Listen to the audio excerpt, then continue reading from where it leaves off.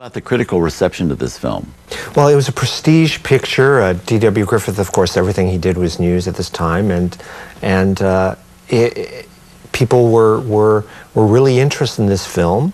There was disagreement about the way it represented the social issues, the way it represented poverty, as, of course, any film that represented poverty in this period was liable to push people's buttons because people were worried about the social influence of films at this time. But basically, moviegoers loved it because they loved her, they loved Griffith events, and they loved the story, right? And it's an amazing piece of film narrative. I mean, even as it has all these unfortunate representations of the Chinese characters, you have to concede that it's a beautiful piece of storytelling.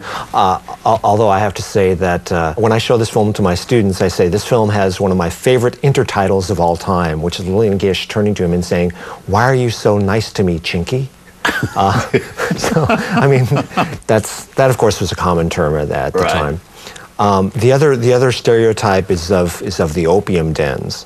The Chinese characters, of course, and there's some reality to this because they didn't have much to do. They didn't have access to society. Chinese women weren't allowed to immigrate.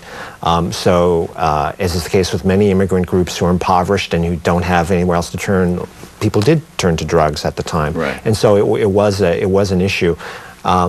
But even more importantly than that is the way that opium dens were portrayed in the news media at the time. The danger was not that there were these Chinese drug addicts. The danger was that drugs might spread in the population, and specifically that white women might become entranced by this and fall under the sway of these drug-addicted men. They're going to be doped and duped. Yeah. Well, let's move on. Up next, another silent film from 1919. This one, though, produced by and starring the man best known to moviegoers today for a film he made many, many years later. It's Sessue Hayakawa, the Japanese colonel in The Bridge on the River Kwai, 38 years earlier when he was a Hollywood leading man.